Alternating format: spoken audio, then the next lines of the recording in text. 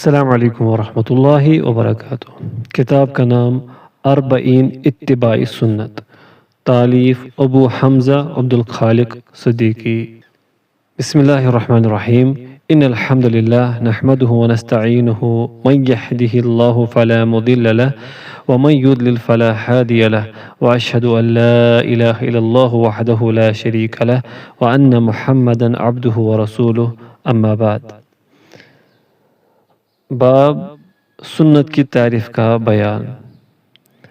قال اللہ تعالی وما آتاکم الرسول فخذوا وما نحاکم عنہ فانتہوا واتقوا اللہ ان اللہ شدید العقاب۔ اللہ تعالیٰ نے ارشاد فرمایا، اور تمہیں جو کچھ رسول دے لے لو، اور جس سے روکے رک جاؤ، اور اللہ تعالیٰ سے ڈرتے رہا کرو، یقیناً اللہ تعالیٰ سخت عذاب والا ہے۔ سورۃ الحشر آیت نمبر 7۔ حدیث نمبر 1۔ حضرت ابو جحیفہ رضی اللہ عنہ کہتے ہیں کہ رسول اللہ صلی اللہ علیہ وسلم نے ارشاد فرمایا، جس شخص نے کوئی اچھا طریقہ جاری کیا اور اس کے بعد اس پر عمل کیا گیا تو جاری کرنے والے کو اپنے عمل کا ثواب بھی ملے گا، اور اس اچھے طریقے پر چلنے والے دوسرے لوگوں کے عمل کا ثواب بھی ملے گا، جبکہ عمل کرنے والے لوگوں کے اپنے ثواب میں سے کوئی کمی نہیں کی جائے گی۔ اور جس شخص نے کوئی برا طریقہ جاری کیا جس پر اس کے بعد عمل کیا گیا تو اس پر اپنا گناہ بھی ہوگا اور ان لوگوں کا گناہ بھی جنہوں نے اس پر عمل کیا، جبکہ برے طریقے پر عمل کرنے والے لوگوں کے اپنے گناہوں سے کوئی کمی نہیں کی جائے گی۔ حدیث نمبر 2۔ حضرت انس بن مالک رضی اللہ عنہ کہتے ہیں کہ رسول اللہ صلی اللہ علیہ وسلم نے ارشاد فرمایا، جس نے میرے طریقے پر چلنے سے گریز کیا وہ مجھ سے نہیں۔ حدیث نمبر 3۔ حضرت قیس بن عمر رضی اللہ عنہ کہتے ہیں، نبی اکرم صلی اللہ علیہ وسلم نے ایک آدمی کو صبح کی نماز کے بعد 2 رکعتیں پڑھتے دیکھا تو ارشاد فرمایا، صبح کی نماز تو 2 رکعت ہے۔ اس آدمی نے جواب دیا، میں نے فرض نماز سے پہلے کی 2 رکعتیں نہیں پڑھی تھی، لہٰذا اب پڑھی ہے۔ رسول اللہ صلی اللہ علیہ وسلم یہ جواب سن کر خاموش ہو گئے، یعنی اس کی اجازت دے دی۔ باب سنت کی فضیلت کا بیان۔ قال اللہ تعالی یا ایہا الذین آمنوا اطیعوا اللہ واطیعوا الرسول واولی الامر منکم فَإِن تَنَازَعْتُمْ فِي شَيْءٍ فَرُدُّوهُ إِلَى اللَّهِ وَالرَّسُولِ إِن كُنتُمْ تُؤْمِنُونَ بِاللَّهِ وَالْيَوْمِ الْآخِرِ ذَلِكَ خَيْرٌ وَأَحْسَنُ تَأْوِيلًا۔ اللہ تعالیٰ نے ارشاد فرمایا، اے لوگو جو ایمان لائے ہو، اللہ اور اس کے رسول کی اطاعت کرو، اور ان لوگوں کی جو تم میں سے صاحب امر ہو۔ پھر اگر تمہارے درمیان کبھی معاملہ میں اختلاف پیدا ہو جائے تو اسے اللہ اور اس کے رسول کی طرف پلٹا دو۔ اگر تم واقعی اللہ اور روز آخرت پر ایمان رکھتے ہو، یہی ایک صحیح طریقہ ہے اور ثواب کے لحاظ سے بھی اچھا ہے۔ سورۃ النساء آیت نمبر 59۔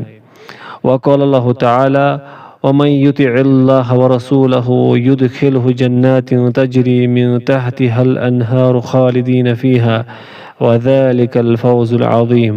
اور اللہ تعالیٰ نے ارشاد فرمایا، جو شخص اللہ اور اس کے رسول کی اطاعت کرے گا، اللہ اسے ایسے باغوں میں داخل کرے گا جن کے نیچے نہریں بہتی ہوں گی، جہاں وہ ہمیشہ رہے گا، اور یہی سب سے بڑی کامیابی ہے۔ سورۃ النساء آیت نمبر 13۔ حدیث نمبر 4۔ حضرت ابو ہریرہ رضی اللہ عنہ کہتے ہیں کہ رسول اللہ صلی اللہ علیہ وسلم نے ارشاد فرمایا، میری امت کے سارے لوگ جنت میں جائیں گے سوائے ان لوگوں کے جنہوں نے انکار کیا۔ صحابہ کرام رضی اللہ عنہم نے عرض کیا، یا رسول اللہ، انکار کس نے کیا؟ آپ صلی اللہ علیہ وسلم نے فرمایا، جس نے میری اطاعت کی وہ جنت میں داخل ہوگا، جس نے میری نافرمانی کی اس نے انکار کیا اور وہ جنت میں نہیں جائے گا۔ حدیث نمبر 5۔ حضرت ابو ہریرہ رضی اللہ عنہ کہتے ہیں رسول اللہ صلی اللہ علیہ وسلم نے ارشاد فرمایا، جس نے میری اطاعت کی اس نے اللہ کی اطاعت کی، جس نے میری نافرمانی کی اس نے اللہ کی نافرمانی کی، اور جس نے امیر کی اطاعت کی اس نے میری اطاعت کی، اور جس نے امیر کی نافرمانی کی اس نے میری نافرمانی کی۔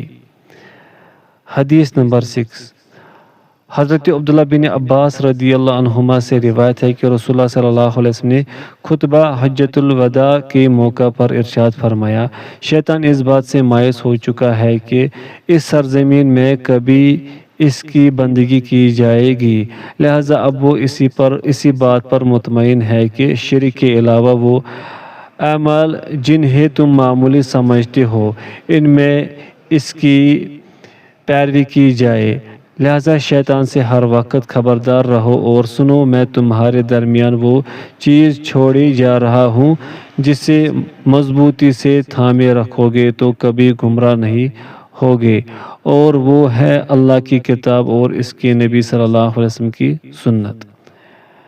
حدیث نمبر 7، حضرت ابو ہریرہ رضی اللہ عنہ کہتے ہیں رسول اللہ صلی اللہ علیہ وسلم نے ارشاد فرمایا، میں تمہارے درمیان دو ایسی چیزیں چھوڑے جا رہا ہوں کہ اگر ان پر عمل کرو گے تو کبھی گمراہ نہیں ہوگے، ایک اللہ کی کتاب اور دوسری میری سنت۔ حدیث نمبر 8، حضرت ارباز بن ساریہ رضی اللہ عنہ کہتے ہیں کہ ایک روز رسول اللہ صلی اللہ علیہ وسلم نے ہمیں نماز پڑھائی، نماز کے بعد ہماری طرف توجہ فرمائی اور ہمیں بڑا مؤثر واعظ فرمایا جس سے لوگوں کے آنسو بہہ نکلے اور دل کانپ اٹھے۔ ایک آدمی نے عرض کیا، یا رسول اللہ، آج آپ نے اس طرح واعظ فرمایا ہے جیسے یہ آپ کا آخری واعظ ہو، ایسے وقت میں آپ ہمیں کس چیز کی تاکید فرماتے ہیں؟ ہمیں کچھ وصیت بھی فرما دیجیے۔ رسول اللہ صلی اللہ علیہ وسلم نے فرمایا، میں تمہیں اللہ تعالیٰ سے ڈرنے، اپنے امیر کی بات سننے اور اس کی اطاعت کرنے کی وصیت کرتا ہوں، خواہ تمہارا امیر حبشی غلام ہی کیوں نہ ہو، اور یاد رکھو جو لوگ میرے بعد زندہ رہیں گے وہ امت میں بہت زیادہ اختلافات دیکھیں گے، ایسے حالات میں میری سنت پر عمل کرنے کو لازم پکڑنا اور ہدایت یافتہ خلفائے راشدین کے طریقے کو تھامے رکھنا اور اس پر مضبوطی سے جمے رہنا، نیز دین میں پیدا کی گئی نئی باتوں بدعتوں سے بچنا، کیونکہ دین میں ہر نئی چیز بدعت ہے اور ہر بدعت گمراہی ہے۔ حدیث نمبر 9، حضرت کثیر بن عبداللہ بن عمر بن عوف مزنی رضی اللہ عنہ فرماتے ہیں کہ میں نے اپنے باپ سے، میرے باپ نے میرے دادا سے روایت کیا ہے کہ رسول اللہ صلی اللہ علیہ وسلم نے فرمایا، جس نے میری سنتوں میں سے کوئی ایک سنت زندہ کی اور لوگوں نے اس پر عمل کیا تو سنت زندہ کرنے والے کو بھی اتنا ہی ثواب ملے گا جتنا اس سنت پر عمل کرنے والے تمام لوگوں کو ملے گا، جبکہ لوگوں کے اپنے ثواب میں سے کوئی کمی نہیں کی جائے گی، اور جس نے کوئی بدعت جاری کی اور پھر اس پر لوگوں نے عمل کیا تو بدعت جاری کرنے والے پر ان تمام لوگوں کا گناہ ہوگا جو اس بدعت پر عمل کریں گے، جبکہ بدعت پر عمل کرنے والے لوگوں کے اپنے گناہوں کی سزا سے کوئی چیز کم نہیں ہوگی، یعنی وہ بھی پوری سزا پائیں گے۔ حدیث نمبر 10، حضرت عبد الرحمن بن عبداللہ رضی اللہ عنہ اپنے باپ سے اور وہ نبی اکرم صلی اللہ علیہ وسلم سے روایت کرتے ہیں کہ آپ صلی اللہ علیہ وسلم نے ارشاد فرمایا، اللہ تعالیٰ اس آدمی کو تر و تازہ رکھے جس نے ہم سے حدیث سنی اور اسے جوں کا جوں آگے پہنچا دیا، کیونکہ اکثر وہ لوگ جن کو حدیث پہنچائی گئی ہو وہ سننے والوں سے زیادہ یاد رکھنے والے ہوتے ہیں۔ حدیث نمبر 11، حضرت عبداللہ بن مسعود رضی اللہ عنہ کہتے ہیں، میں نے رسول اللہ صلی اللہ علیہ وسلم کو ارشاد فرماتے ہوئے سنا ہے، اللہ تعالیٰ اس شخص کو تر و تازہ رکھے جس نے ہم سے کوئی بات سنی اور اس کو اسی طرح دوسروں تک پہنچا دیا جس طرح سنی تھی، کیونکہ بہت سے پہنچائی جانے والی سننے والوں سے زیادہ یاد رکھنے والے ہوتے ہیں۔ باب سنت کی اہمیت کا بیان۔ حدیث نمبر 12۔ حضرت انس رضی اللہ عنہ فرماتے ہیں 3 صحابی ازواج مطہرات رضی اللہ عنہن کے گھروں میں حاضر ہوئے اور نبی اکرم صلی اللہ علیہ وسلم کی عبادت کے بارے میں سوال کیا۔ جب انہیں بتایا گیا تو انہوں نے آپ صلی اللہ علیہ وسلم کی عبادت کو کم سمجھا اور آپس میں کہا، نبی اکرم صلی اللہ علیہ وسلم کے مقابلے میں ہمارا کیا مقام ہے؟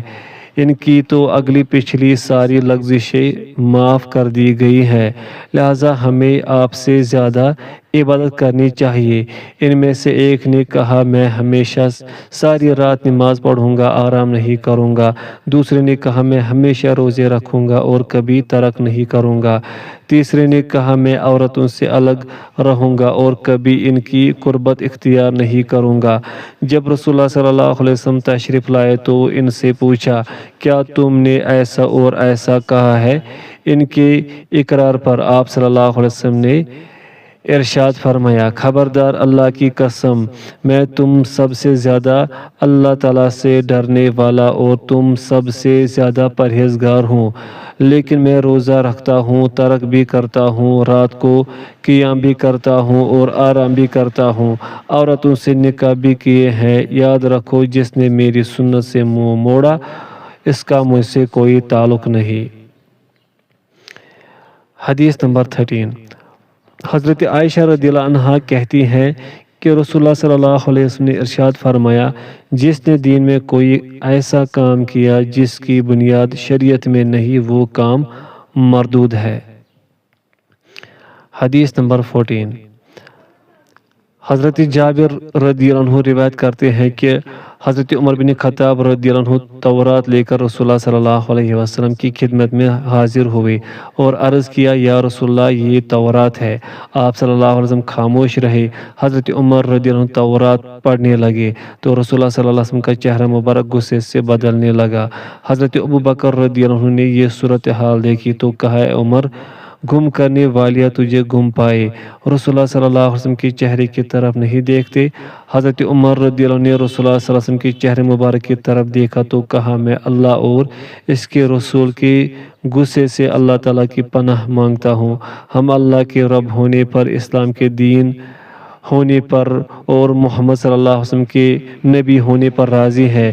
اس کے بعد رسول اکرم صلی اللہ علیہ وسلم نے ارشاد فرمایا، اس ذات کی قسم جس کے ہاتھ میں محمد صلی اللہ علیہ وسلم کی جان ہے، اگر آج موسیٰ علیہ السلام تشریف لے آئے اور تم لوگ میری بجائے ان کی اتباع شروع کر دو تو سیدھے راہ سے گمراہ ہو جاؤ گے، اور اگر موسیٰ زندہ ہوتے اور میری نبوت کا زمانہ پاتے تو وہ بھی میری ہی اتباع کرتے۔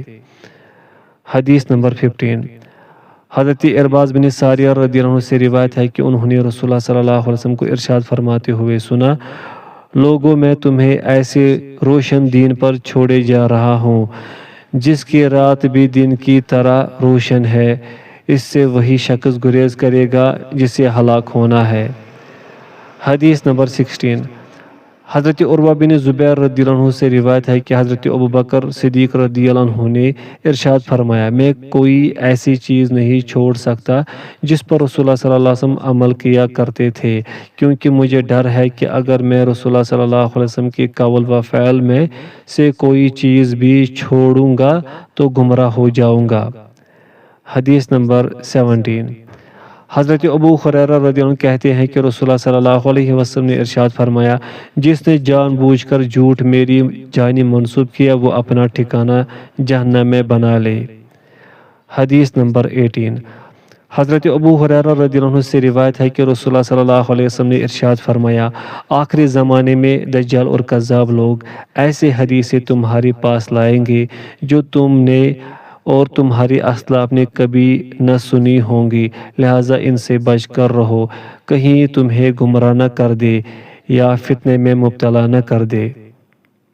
حدیث نمبر 19۔ حضرت عبداللہ بن عباس رضی اللہ عنہما سے روایت ہے کہ رسول اللہ صلی اللہ علیہ وسلم نے ارشاد فرمایا، 3 آدمی اللہ تعالیٰ کے ہاں مغضوب ہے۔ پوائنٹ فرسٹ، حرم شریف کی حرمت پامال کرنے والا۔ پوائنٹ سیکنڈ، اسلام میں رسول اللہ صلی اللہ علیہ وسلم کا طریقہ چھوڑ کر جاہلیت کا طریقہ تلاش کرنے والا۔ اور پوائنٹ تھرڈ، کسی مسلمان کا ناحق خون طلب کرنے والا تاکہ اس کا خون بہائے۔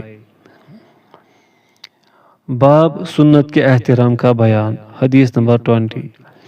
حضرت عبداللہ بن عمر رضی اللہ عنہما سے روایت ہے کہ نبی اکرم صلی اللہ علیہ وسلم نے ارشاد فرمایا، کوئی شخص اللہ کی بندیوں کو مسجد میں آنے سے نہ روکے۔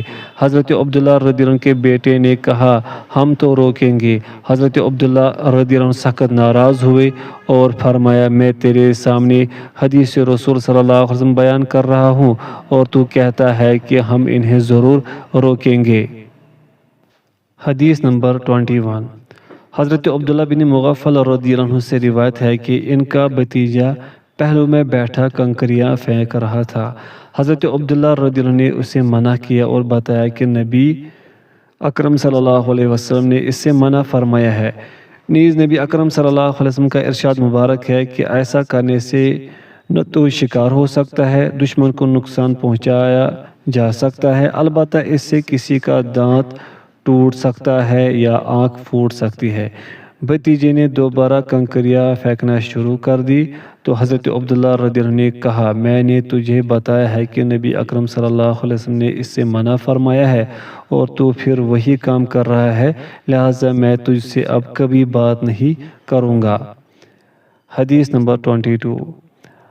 حضرت عمران بن حسین رضی اللہ عنہ سے روایت ہے کہ رسول اللہ صلی اللہ علیہ وسلم نے ارشاد فرمایا، حیا تو ساری بھلائی ہے، یا آپ صلی اللہ علیہ وسلم نے فرمایا، حیا مکمل بھلائی ہے۔ حضرت بشیر بن کعب رضی اللہ عنہ نے کہا، ہم نے بعض کتابوں میں یا دانائی کی کتابوں میں پڑھا ہے کہ حیا کی ایک قسم تو اللہ تعالیٰ کے حضور سکینہ اور وقار ہے، جبکہ دوسری قسم بودا پن اور کمزوری ہے۔ یہ سن کر صحابی رسول حضرت عمران رضی اللہ عنہ کو سخت غصہ آیا، آنکھیں سرخ ہو گئی اور فرمایا کہ میں تمہارے سامنے حدیث رسول صلی اللہ علیہ وسلم بیان کر رہا ہوں اور تو اس کے خلاف بات کر رہا ہے۔ راوی کہتے ہیں حضرت عمران رضی اللہ عنہ نے پھر حدیث پڑھ کر سنائی۔ ادھر بشیر بن کعب رضی اللہ عنہ نے بھی اپنی وہی بات دہرا دی تو حضرت عمران رضی اللہ عنہ غضبناک ہو گئے اور بشیر بن کعب رضی اللہ عنہ کو سزا دینے کا فیصلہ کیا۔ ہم سب نے کہا، اے ابا نجید، حضرت عمران رضی اللہ عنہ کی کنیت، بشیر ہمارا ہی مسلمان ساتھی ہے، اسے معاف کر دیجئے، اس میں کوئی منافقت یا کفر والی بات نہیں ہے۔ حدیث نمبر 23۔ حضرت حارث بن عبداللہ بن اوس رضی اللہ عنہ کہتے ہیں کہ میں امیر عمر بن خطاب رضی اللہ عنہ کے پاس حاضر ہوا اور ان سے پوچھا، اگر قربانی کے دن طواف زیارت کرنے کے بعد عورت حائضہ ہو جائے تو کیا کرے؟ حضرت عمر رضی اللہ عنہ نے ارشاد فرمایا، طہارت حاصل کرنے کے بعد آخری عمل بیت اللہ شریف کا طواف ہونا چاہیے۔ حارث رضی اللہ عنہ نے کہا، رسول اللہ صلی اللہ علیہ وسلم نے بھی مجھے یہی فتویٰ دیا تھا۔ اس پر حضرت عمر رضی اللہ عنہ نے فرمایا، تیرے ہاتھ ٹوٹ جائے، تو نے مجھ سے ایسی بات پوچھی جو رسول اللہ صلی اللہ علیہ وسلم سے پوچھ چکا تھا، تاکہ میں رسول اللہ صلی اللہ علیہ وسلم کے خلاف فیصلہ کروں۔ باب سنت کی موجودگی میں رائے کی حیثیت کا بیان۔ قال اللہ تعالی، فلا وربک لا یؤمنون حتی یحکموک فیما شجر بینہم ثم لا یجدوا فی انفسہم حرجا مما قضیت ویسلموا تسلیما۔ اللہ تعالیٰ نے ارشاد فرمایا، اے محمد، تمہارے رب کی قسم لوگ کبھی مومن نہیں ہو سکتے جب تک کہ اپنی تمام باہمی اختلافات میں تم کو فیصلہ کرنے والا نہ مان لے، پھر جو بھی فیصلہ تم کرو اس پر اپنے دلوں میں کوئی تنگی محسوس نہ کرے بلکہ سر بسر تسلیم کر لے۔ سورۃ النساء آیت نمبر 65۔ وقال اللہ تعالی، یا ایہا الذین آمنوا اطیعوا اللہ واطیعوا الرسول ولا تبطلوا اعمالکم۔ اور اللہ تعالیٰ نے ارشاد فرمایا، اے لوگو جو ایمان لائے ہو، اللہ اور اس کے رسول کی اطاعت کرو اور اطاعت سے منہ موڑ کر اپنے اعمال ضائع نہ کرو۔ سورہ محمد آیت نمبر 33۔ وقال اللہ تعالی، وما آتاکم الرسول فخذوہ وما نہاکم عنہ فانتہوا واتقوا اللہ ان اللہ شدید العقاب۔ اور اللہ تعالیٰ نے ارشاد فرمایا، جو کچھ رسول تمہیں دے وہ لے لو اور جس چیز سے تمہیں روک دے اس سے رک جاؤ اور اللہ سے ڈرو، بے شک اللہ سخت عذاب دینے والا ہے۔ سورۃ الحشر آیت نمبر 7۔ حدیث نمبر 24۔ حضرت قبیصہ بن ذؤیب رضی اللہ عنہ سے روایت ہے کہ ایک میت کی نانی حضرت ابو بکر صدیق رضی اللہ عنہ کے پاس میراث مانگنے آئی۔ حضرت ابو بکر صدیق رضی اللہ عنہ نے فرمایا، قرآنی احکام کے مطابق میراث میں تمہارا کوئی حصہ نہیں، اور نہ ہی میں نے اس بارے میں رسول اللہ صلی اللہ علیہ وسلم سے کوئی حدیث سنی ہے، لہٰذا واپس چلی جاؤ، میں اس بارے میں لوگوں سے دریافت کروں گا۔ چنانچہ حضرت ابو بکر صدیق رضی اللہ عنہ نے لوگوں سے پوچھا تو حضرت مغیرہ بن شعبہ رضی اللہ عنہ نے کہا، میری موجودگی میں رسول اللہ صلی اللہ علیہ وسلم نے نانی کو چھٹا حصہ دلایا ہے۔ حضرت ابو بکر صدیق رضی اللہ عنہ نے پوچھا، کوئی اور بھی اس کا گواہ ہے؟ حضرت محمد بن مسلمہ انصاری رضی اللہ عنہ نے بھی اس حدیث کی تائید کی۔ چنانچہ حضرت ابو بکر صدیق رضی اللہ عنہ نے نانی کو چھٹا حصہ دلا دیا۔ حدیث نمبر 25۔ حضرت مسور بن مخرمہ رضی اللہ عنہ سے روایت ہے کہ حضرت عمر رضی اللہ عنہ نے پیٹ کے بچے کی دیت کے بارے میں لوگوں سے مشورہ کیا تو حضرت مغیرہ بن شعبہ رضی اللہ عنہ نے کہا، رسول اللہ صلی اللہ علیہ وسلم نے اس پر ایک غلام یا لونڈی آزاد کرنے کا حکم دیا ہے۔ حضرت عمر رضی اللہ عنہ نے فرمایا، اپنی بات پر گواہ لاؤ۔ چنانچہ حضرت محمد بن مسلمہ رضی اللہ عنہ نے اس بات کی تصدیق کی۔ اس کے بعد حضرت عمر رضی اللہ عنہ نے سنت رسول صلی اللہ علیہ وسلم کے مطابق فیصلہ فرما دیا۔ حدیث نمبر 26۔ حضرت بحالہ رحمہ اللہ کہتے ہیں، میں احنف کے چاچا جز بن معاویہ کا منشی تھا۔ ہمیں حضرت عمر رضی اللہ عنہ کا ایک خط ان کے وفات سے 1 سال قبل ملا، جس میں لکھا تھا کہ جس مجوسی نے اپنی محرم عورت سے نکاح کیا ہو انہیں الگ کر دو۔ حضرت عمر رضی اللہ عنہ مجوسیوں سے جزیہ نہیں لیتے تھے، لیکن جب حضرت عبد الرحمن بن عوف رضی اللہ عنہ نے گواہی دی کہ رسول اللہ صلی اللہ علیہ وسلم مجوسیوں سے جزیہ لیا کرتے تھے تو حضرت عمر رضی اللہ عنہ نے بھی جزیہ لینا شروع کر دیا۔ باب قرآن سمجھنے کے لیے سنت کی ضرورت کا بیان۔ حدیث نمبر 27۔ حضرت مقدام بن معد کرب رضی اللہ عنہ سے روایت ہے کہ رسول اللہ صلی اللہ علیہ وسلم نے فرمایا، لوگوں یاد رکھو، قرآن ہی کی طرح ایک اور چیز یعنی حدیث مجھے اللہ کی طرف سے دی گئی ہے۔ خبردار، ایک وقت آئے گا کہ ایک پیٹ بھرا یعنی متکبر شخص اپنی مسند پر تکیہ لگائے بیٹھا ہوگا اور کہے گا، لوگوں تمہارے لیے قرآن ہی کافی ہے، اس میں جو چیز حلال ہے بس وہی حلال ہے اور جو چیز حرام ہے بس وہی حرام ہے، حالانکہ جو کچھ اللہ کے رسول نے حرام کیا ہے وہ ایسے ہی حرام ہے جیسے اللہ تعالیٰ نے حرام کیا ہے۔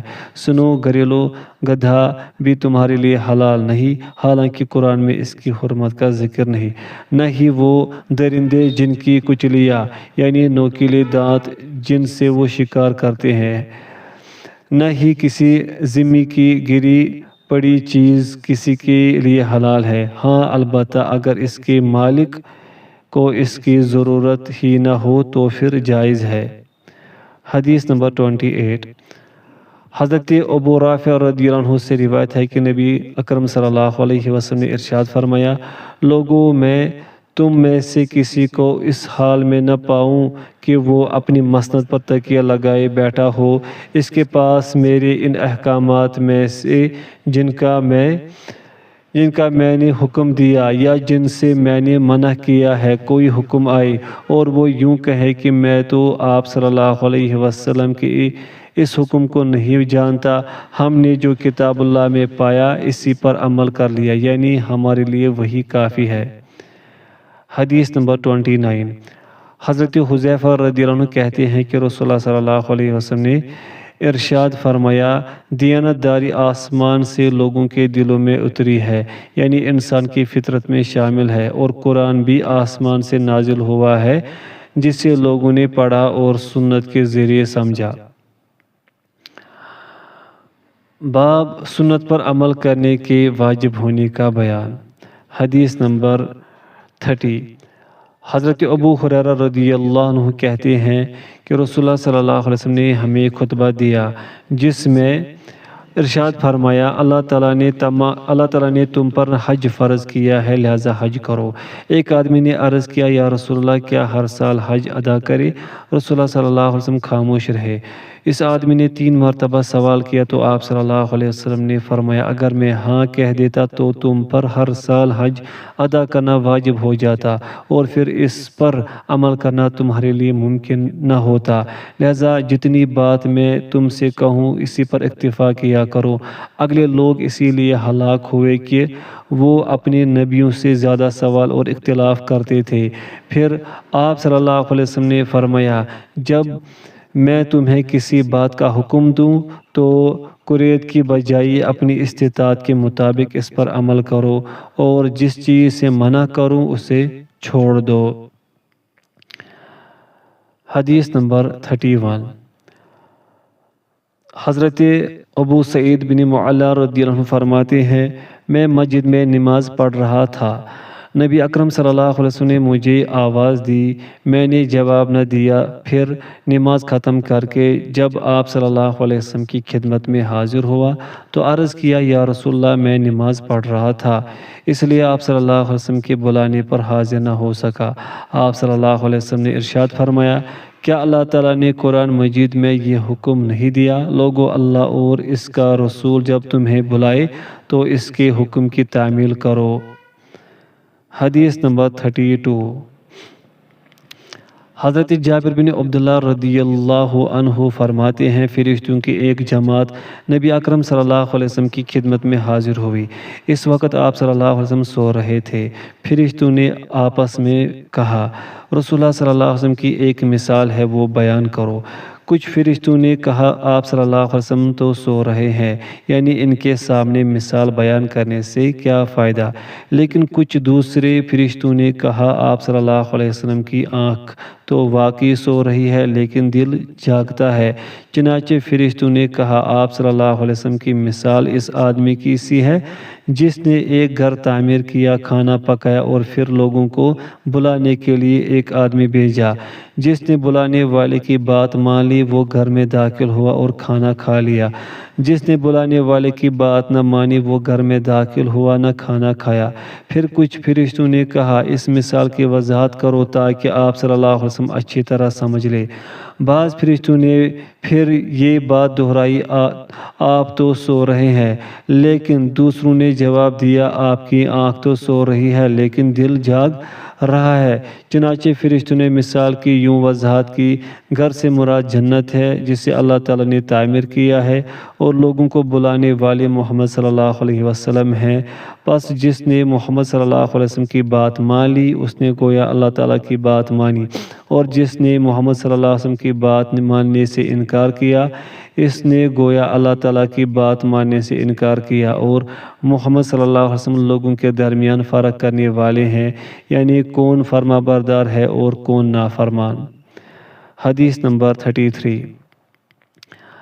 حضرت مقداد بن معدی کرب رضی اللہ عنہ سے روایت ہے کہ رسول اللہ صلی اللہ علیہ وسلم نے فرمایا لوگوں یاد رکھو قرآن ہی کی طرح ایک اور چیز یعنی سنت مجھے اللہ تعالیٰ کی طرف سے دی گئی ہے، خبردار ایک وقت آئے گا کہ ایک پیٹ بھرا یعنی متکبر شخص اپنی مسند پر تکیہ لگائے بیٹھا ہوگا اور کہے گا لوگو تمہارے لیے قرآن ہی کافی ہے، اس میں جو چیز حلال ہے بس وہی حلال ہے اور جو چیز حرام ہے بس وہی حرام ہے، حالانکہ جو کچھ اللہ کے رسول صلی اللہ علیہ وسلم نے حرام کیا ہے وہ ایسے ہی حرام ہے جیسے اللہ تعالیٰ نے حرام کیا ہے۔ سنو گھریلو گدھا بھی تمہارے لیے حلال نہیں، حالانکہ قرآن میں اس کی حرمت کا ذکر نہیں،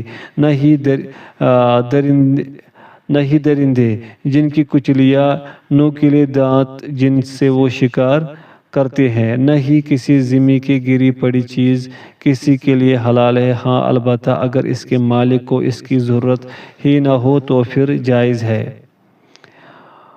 باب صحابہ کرام رضی اللہ عنہم کی نظر میں سنت کا بیان۔ حدیث نمبر 34۔ حضرت نافع رحمہ اللہ کہتے ہیں کہ حضرت عبداللہ بن عمر رضی اللہ عنہما نے بانسری کی آواز سنی تو اپنی دونوں انگلیاں کانوں میں ٹھوس لی اور راستے کی دوسری سمت کافی دور نکل گئے اور مجھ سے پوچھا اے نافع کیا کچھ سن رہے ہو؟ میں نے عرض کیا نہیں۔ تب انہوں نے اپنی انگلیاں کانوں سے نکالے اور فرمایا میں رسول اللہ صلی اللہ علیہ وسلم کے ساتھ تھا۔ رسول اللہ صلی اللہ علیہ وسلم نے بانسری کی آواز سنی اور ایسے ہی کیا جیسے میں نے اب کیا ہے۔ حضرت نافع نے یہ بھی بتایا کہ اس وقت میں چھوٹی عمر کا لڑکا تھا۔ حدیث نمبر 35۔ حضرت نافع رضی اللہ عنہ سے روایت ہے کہ ایک آدمی نے حضرت عبداللہ بن عمر رضی اللہ عنہما کے پاس چھینک ماری اور کہا الحمدللہ والسلام علی رسول اللہ۔ حضرت عبداللہ بن عمر رضی اللہ عنہ نے فرمایا الحمدللہ والسلام علی رسول اللہ، تو میں بھی کہتا ہوں، یعنی مجھے بھی رسول اللہ صلی اللہ علیہ وسلم پر سلام بھیجنے میں کوئی اعتراض نہیں، لیکن رسول اللہ صلی اللہ علیہ وسلم نے ہمیں یوں سکھایا ہے، چھینک کے بعد ہم الحمدللہ علی کل حال، یعنی ہر حال میں اللہ تعالیٰ کا شکر ہے کہے، لہٰذا جو سنت طریقہ ہے وہی اختیار کرو۔ حدیث نمبر 36۔ حضرت زید بن اسلم رضی اللہ عنہ اپنے باپ سے روایت کرتے ہیں کہ حضرت عمر بن خطاب رضی اللہ عنہ نے حجر اسود کو مخاطب کر کے کہا واللہ میں جانتا ہوں تو ایک پتھر ہے، نہ نقصان پہنچا سکتا ہے نہ نفع دے سکتا ہے۔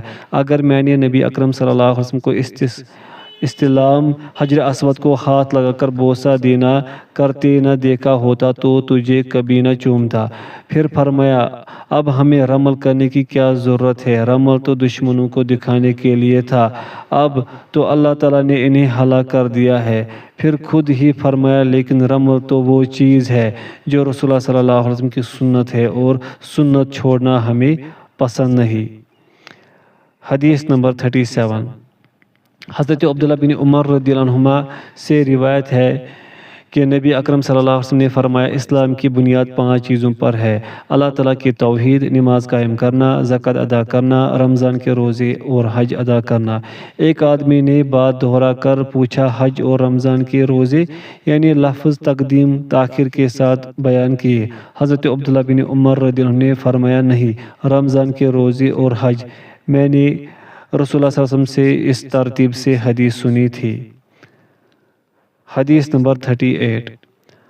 حضرت عبداللہ بن عباس رضی اللہ عنہما سے روایت ہے کہ نبی اکرم صلی اللہ علیہ وسلم نے ایک آدمی کے ہاتھ کی انگلی میں سونے کی انگوٹھی دیکھی تو اسے اتار کر پھینک دیا اور فرمایا تم میں سے کوئی سونے کی انگوٹھی پہن کر گویا آگ کے انگارے کا قصد کرتا ہے۔